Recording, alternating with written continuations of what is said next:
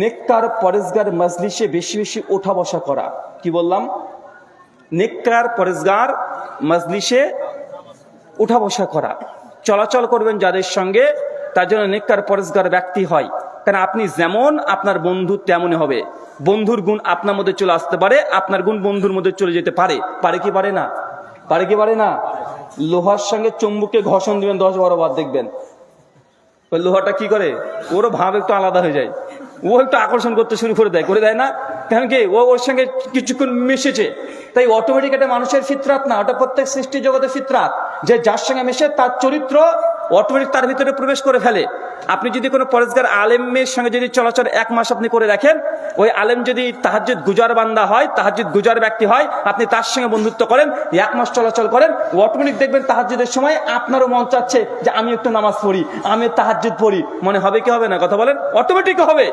আপনি দেখবেন কোন একজন ব্যক্তির সঙ্গে ঘোরাঘুরি করছেন যে অধিক পরিমাণে জিকির করে, কথায় কথায় সুবহানাল্লাহ, মাশাআল্লাহ, লা হাওলা ওয়ালা কুওয়াতা ইল্লা বিল্লাহ, মানে কথায় কথায় যখন এই জিকির আজকার তার জিহ্বাতে লেগে আছে, আপনি তার সঙ্গে 1 মাস চলাচল করেন, দেখেন আপনার জিহ্বাও অটোমেটিক এই শব্দগুলো বলতে শুরু করে দিবে। কেন? কারণ আপনি যেমন বন্ধু নির্বাচন করবেন, বন্ধুর গুণ হয় তার গুণ আপনার মধ্যে চলে আসবে, আপনার গুণ তার মধ্যে চলে যাবে। তার জন্য নেককার পরেজগার বন্ধু নির্বাচন করা, চলাচল করা, তার সঙ্গে উঠা বসা করা যত বেশি হবে, অটোমেটিক আপনি তার মতন হয়ে যাবেন। একটা বাংলা প্রবাদ আছে, কি যেন, সঙ্গ দেশে শিলা, আমরা তো লোহা বলি রে ভাই। সঙ্গ দেশে লোহা ভাসে, বা আপনাদের ভাষায় শিলা ভাসে। সৎসঙ্গে স্বর্গবাস, আর অসৎসঙ্গে সর্বনাশ।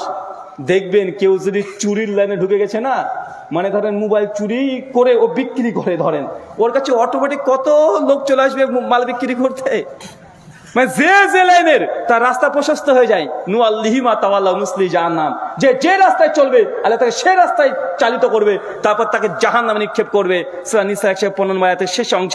তার মানে আপনি যে দিকে চলতে চাইবেন আপনার রাস্তা অটোমেটিকই সুগম হয়ে যাবে। হয় কি হয় না? কথা বলেন। দেখবেন যে জুয়া করে না, তার আশেপাশে জুয়ারি মনে হবে, মানে চতুর্দিকে যেদিকে তাকাবে সেদিকে ভাববে সবাই জুয়ারি, এরকম মনে করে না? মানে যে যেমন সে তেমন, এমনই মনে করে। একটা হুজুর রাত্রি 2টোর সময় উঠেছে, একজন আলিম।